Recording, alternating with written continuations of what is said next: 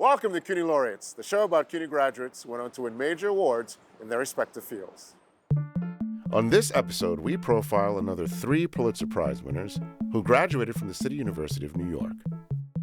First, Marvin Hamlisch graduated from Queens College in the midst of an entertainment career that would eventually see him earn the coveted EGOT. Then, Richard Ofshie, Queens College alum, has dedicated his work to undoing false confessions.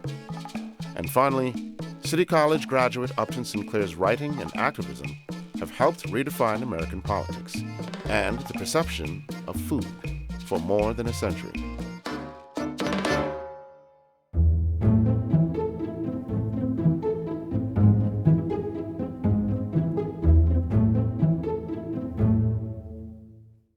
Success can come in many forms: respect, accolades, fame. But for one songwriter, real success came from somewhere else entirely. This is a story of a CUNY graduate who became a Pulitzer Prize winner and whose search for success left behind the soundtrack to a generation.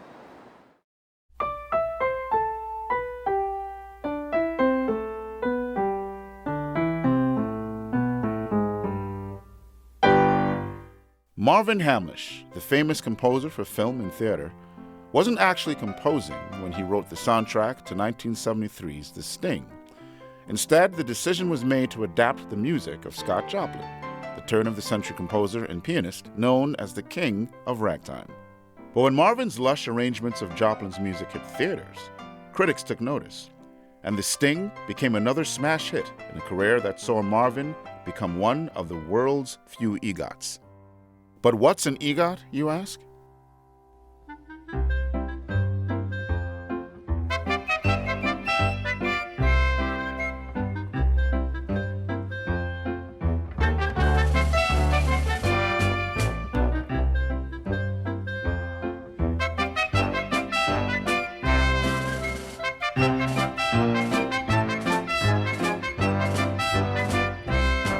Marvin's soundtrack to The Sting resulted in a huge resurgence of interest in ragtime music in the 1970s. The film's theme, The Entertainer, reached number 3 on Billboard's Top 100. In the decades since, it's been burned into the minds of a generation of children chasing ice cream trucks, and even featured in a memorable episode of The Simpsons.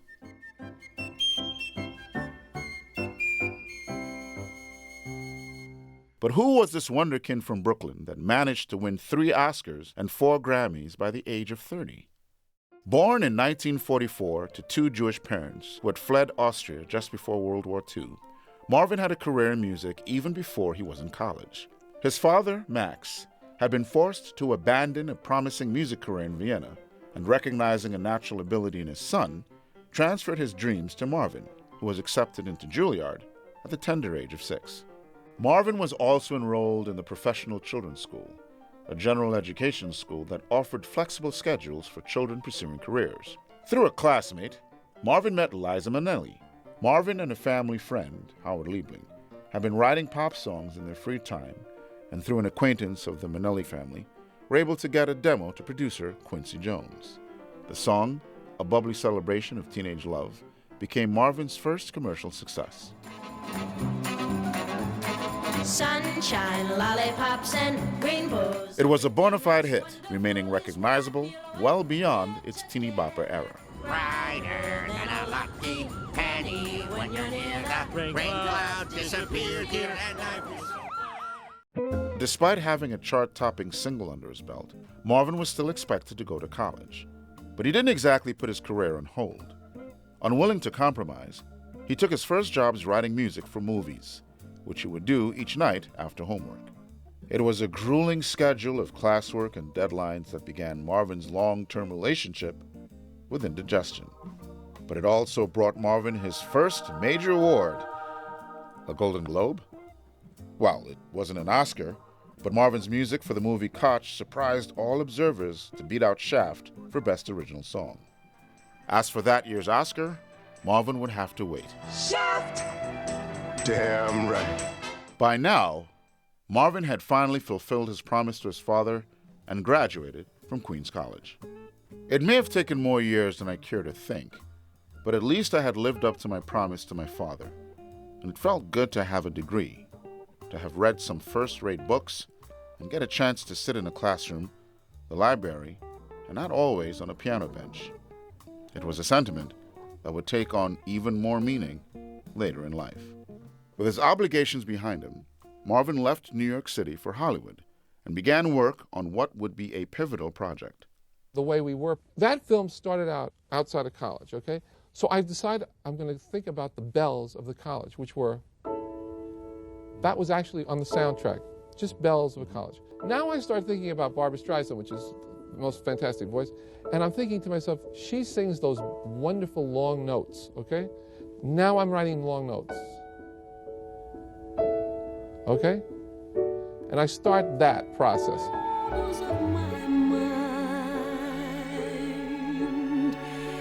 Misty watercolor memories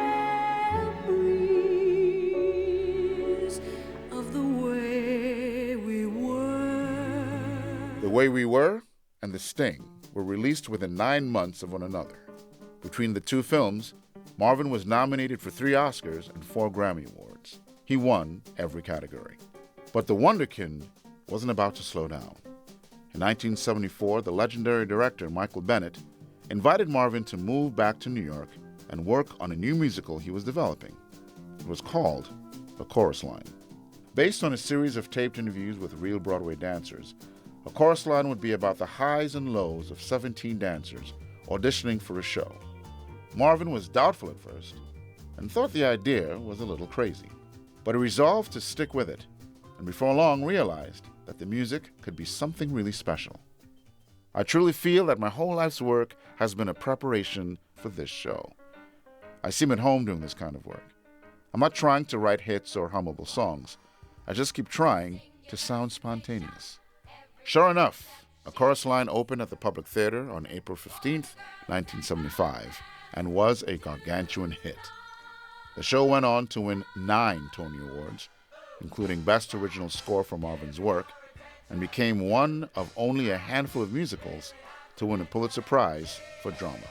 Together with Marvin's song One, the gold-inflected chorus line finale became an iconic image of Broadway for generations to come.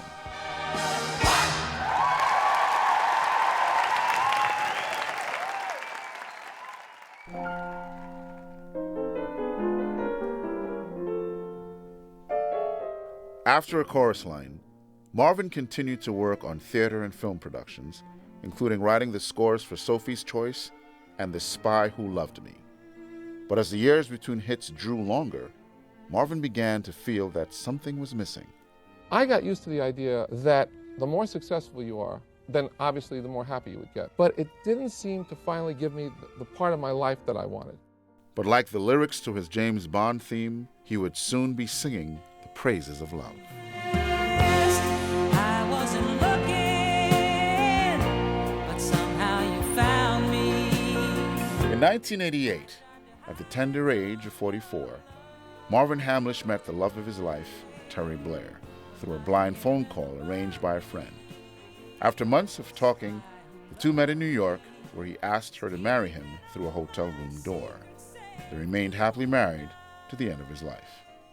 All at once, Marvin's concerns about success and accolades faded away.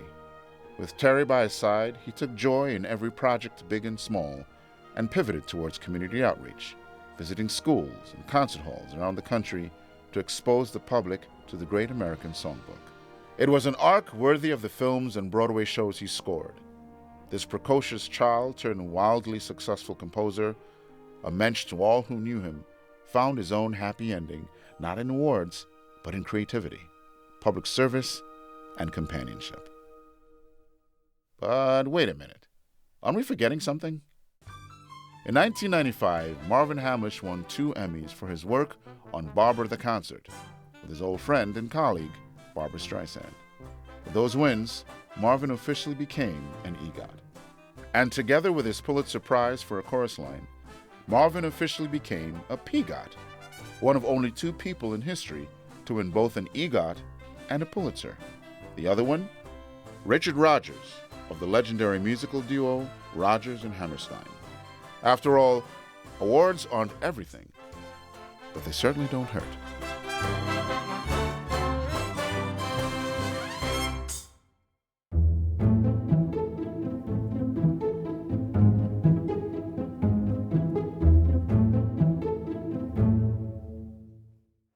How does coercion work?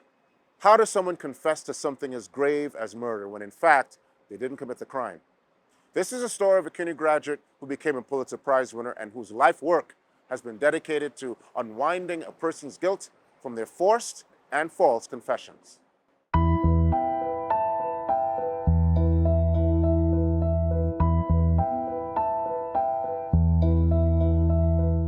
Tom Franklin Sawyer was a landscaper in Clearwater, Florida in 1986 when he was arrested for the murder of Janet Stashak. Sawyer was taken to the police station, interrogated for 16 hours, and denied food, sleep, or water. Eventually, Sawyer confessed to the killing. At the trial, Sawyer's lawyer brought in Richard Ofshe as an expert. He was a sociology professor at the University of California, Berkeley, who had been studying repressed memories and coercion. At that time, you couldn't find an expert in the United States on the subject of police interrogation. Ofshe reviewed the interrogation transcripts carefully. The trial summary reads, "The content of the interrogation is itself fraught with difficulties. The scenario is filled with grossly leading questions put by the detectives, repeatedly suggesting the answer desired or believed correct. The tapes reveal that Sawyer was harangued, yelled at, cajoled, urged approximately 55 times to confess to an accidental killing." Ofshe's analysis indicated that the confession was coerced out of Sawyer. The verdict? A few years later, Sawyer's confession was thrown out after the court ruled it was coerced. For Richard Ofshe, it was a watershed moment.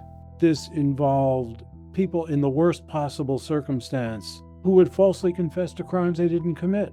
For Ofshe, who had graduated from Queens College more than 20 years ago, it was the beginning of a career dedicated to righting the wrongs of wrongful guilty pleas. But before he gained renown as a court expert, he had helped expose a Southern California cult named Synanon. Synanon began as a drug rehab center in California in 1958. But as the center gained popularity into the 1960s and 70s under the leadership of Charles Dietrich, more nefarious things started happening.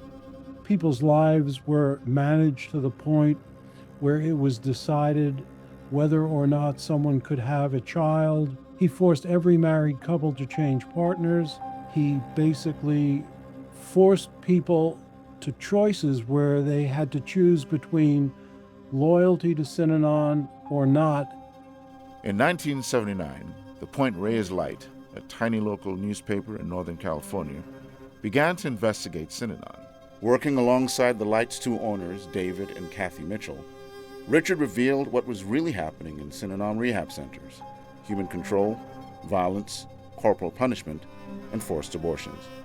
The paper went on to publish 7 articles and 13 editorials, exposing the inner workings of the organization, and eventually ended the reign of Charles Dietrich. Synanon was declared a cult, and the IRS forced the closure of the organization on charges of tax evasion. In 1979, the Point Reyes Light and Richard Ofshe won the Pulitzer Prize for public service. After the Synanon expose, Ofshe, now a Pulitzer-winning researcher, shifted to the study of coerced confessions.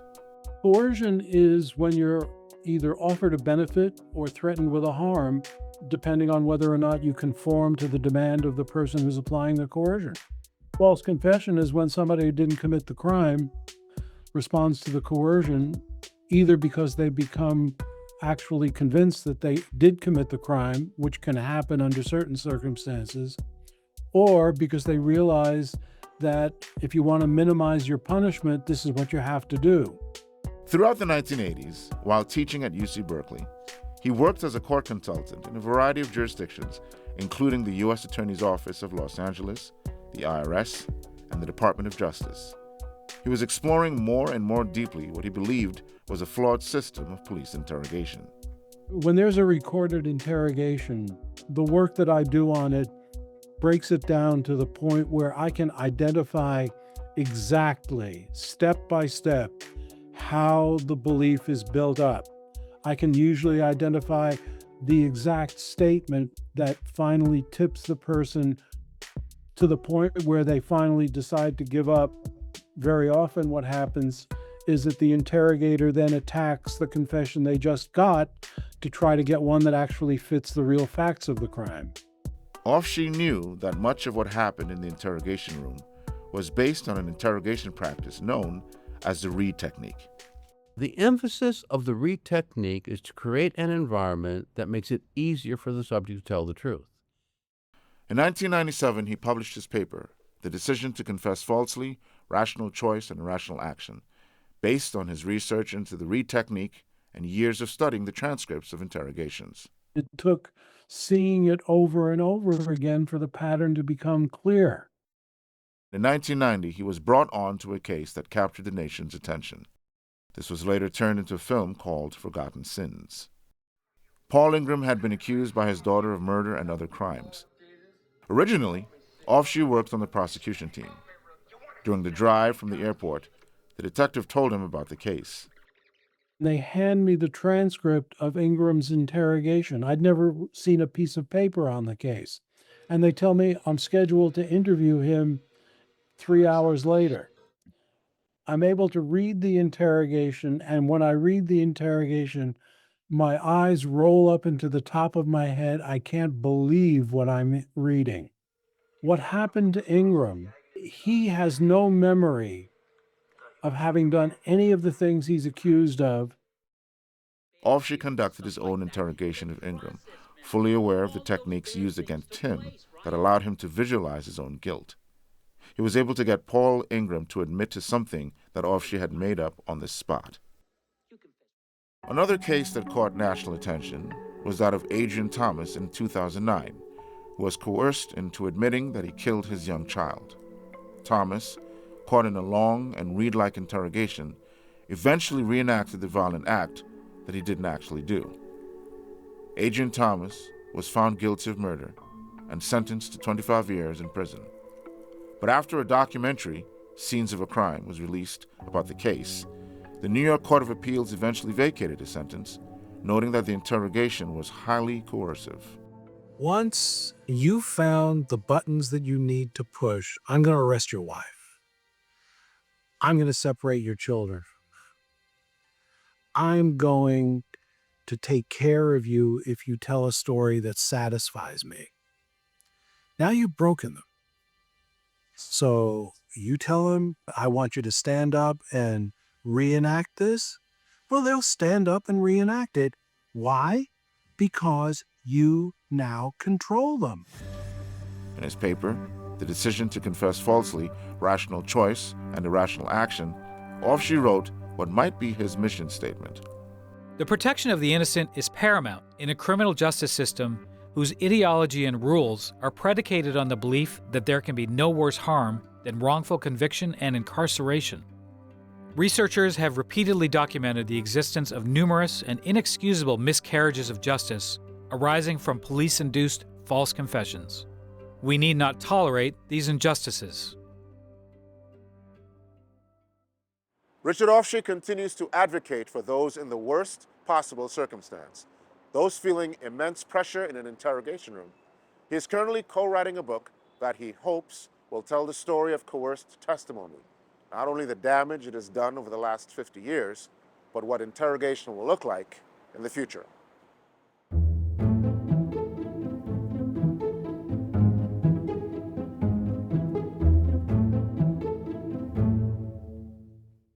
You've probably heard of The Jungle, a novel that forever changed the food industry and led to the creation of the Food and Drug Administration. But did you know that its author, Upton Sinclair, attended the City College of New York? This is a story of a CUNY graduate who became a Pulitzer Prize winner and his lifelong fight for social justice, one page at a time. Mr. Duncan, would you mind telling us how you intend to vote for governor next month? Aye, sure. I'm going to vote for Upton Sinclair. I'm going to vote for Mr. Sinclair. Sinclair. I'm going to vote for Upton Sinclair.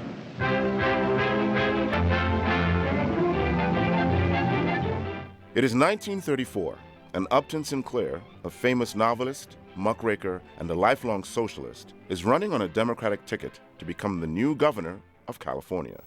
We mean that California shall be behind President Roosevelt in his effort to give the New Deal to the whole nation. His ambitious platform of political and economic reforms, known as End Poverty in California, or EPIC, includes radical ideas such as public works, land redistribution, sweeping tax reforms, and guaranteed pensions. And as such, it is doomed to fail.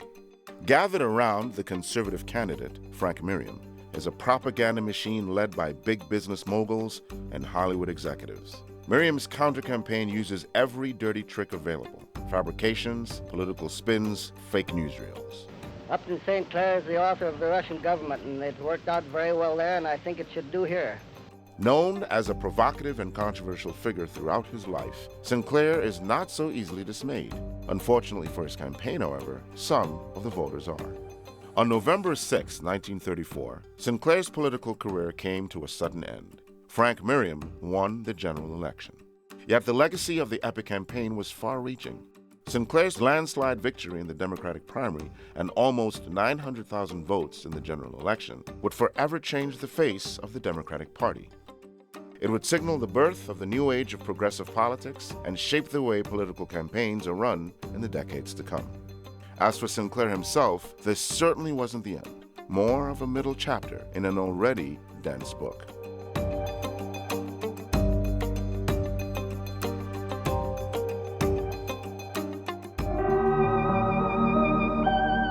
Born in 1878 in Baltimore, Maryland, Sinclair didn't have a pedigree of a staunch socialist. In fact, coming from a long line of Navy generals and Southern aristocrats, he was expected to comply with the rules of succession and become a naval officer himself, something his father couldn't accomplish because of his sudden descent into poverty and alcoholism. The fact that his mother's side of the family remained wealthy exposed Upton to the snobbery of the Southern elite, but also a strict moral code and religious zeal that his dear mother inherited from her father, a deacon in the Methodist Church. These early experiences made young Upton quite a moralist. He despised alcohol, abstained from sexual pleasures, and started developing a particular dislike for high society, but also extreme poverty. The bedbugs and liquor on the one hand, the snobbery on the other, he once said. But there was one more ingredient missing for him to turn into a socialist. When I was 8 or 9, my father was employed by a New York firm, so we moved north for the winter, and I joined the tribe of city nomads, a product of the New Age, whose formula runs, cheaper to move than to pay rent. New York turned Upton into a city dweller. He started refining his already delicate sense for social inequities, but also learned how to navigate the city's rich cultural landscape.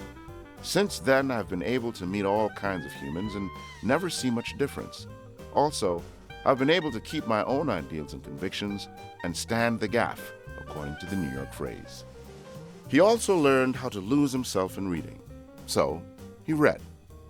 A lot. In 1892, at the age of 14, Upton entered the City College of New York. By then, he had already developed a voracious appetite for reading, but it was at City College that he also started writing. After learning that his classmate Simon Stern managed to publish a story in the monthly magazine, he decided to try out this new art. His story about a pet bird who proved the innocence of a black boy accused of arson was picked up by a local publisher and paid in full. Price, $25. You can imagine that I was an insufferable youngster on the day that letter arrived, especially to my friend Simon Stern, who had not been paid for his story. This event marked the start of Sinclair's love affair with writing. Over the 5 years spent at City College, Sinclair supported himself by penning dime novels and jokes, and although writing pulp fiction made him quick-minded and extremely prolific, he soon started to discover the powerful potential of literature as a tool for change. A few years after graduating from the City College, Upton joined the ranks of muckrakers, a new breed of investigative journalists who were ready to bury themselves deep in the industrial residue of the Progressive Era, revealing hidden injustices and exposing the rotten political structures created to cover them up. Writing for the socialist newspaper, Appeal to Reason, Sinclair went undercover, spending 7 weeks amongst the immigrant workers in the meatpacking plants of Chicago. His goal? To write an expose about the inhumane working conditions in the leading meatpacking industrial facility, and by doing so, raise public awareness about the urgent need to protect workers' rights and establish a strong safety net for hundreds of thousands of workers across the nation. What started as a limited series of news articles soon turned into a 400-page novel, and in 1906, when that novel finally came out in print, it caused mass hysteria. The Jungle, a book about a family of Lithuanian immigrants who, in their search of the American dream, end up being modern-age slaves, was rich in depictions of poverty, immigrant struggle, and social injustice. But what caused such a stir amongst Americans instead were Sinclair's depictions of food processing. There would be meat that had tumbled out on the floor in the dirt and sawdust, where the workers had tramped and spit uncounted billions of consumption germs. There would be meat stored in great piles in rooms, and the water from leaky roofs would drip over it. It was too dark in these storage places to see well, but a man could run his hand over these piles of meat and sweep off handfuls of dry dung of rats. These rats were nuisances, and the packers would put poisoned bread out for them. They would die, and then rats, bread, and meat would go into the hoppers together. The public was horrified, and so was Teddy Roosevelt. Within months, Congress passed the Meat Inspection Act and the Pure Food and Drug Act, both of which led to the creation of the Food and Drug Administration in June of 1906. "I aimed at the public's heart," Sinclair later said, "and by accident, I hit it in the stomach." This unintended consequence of his work remains one of the greatest examples of the power of writing to enact social change. It is 1934, and a 56-year-old Upton is considering what to do next. His failed campaign can't be the end of him. Ever since his success with The Jungle, he's been writing and agitating for change. You don't have to be satisfied with America as you find it. You can change it. I didn't like the way I found America some 60 years ago, and I've been trying to change it ever since. In 1917, he wrote King Coal, a similar account of the terrible working conditions in the coal mining industry. The same year, he wrote The Prophets of Religion, an essay about the role of religion in society. His 1919 book, The Brass Check, dealt with the lack of objectivism in journalism. The 1926 Oil, which was later adapted into the film There Will Be Blood, portrayed America's obsession with this precious resource. Upton is still unaware that he will proceed to do just that, write. In the next 4 decades, he will go on to write another 30-plus books, including his famous Lenny Budd series, that will earn him a Pulitzer Prize for the novel in 1943. In the end, 100 books later, and at the tender age of 90, he will go down in history as a man who used his writing to influence generations of readers, but also fellow authors, scientists, and world leaders. I don't know whether anyone will care to examine my heart, but if they do, they will find 2 words there: social justice. For that is what I have believed in and fought for. So, go on, Mr. Muckraker. It's just another powermonger in the office. Go on. Keep writing.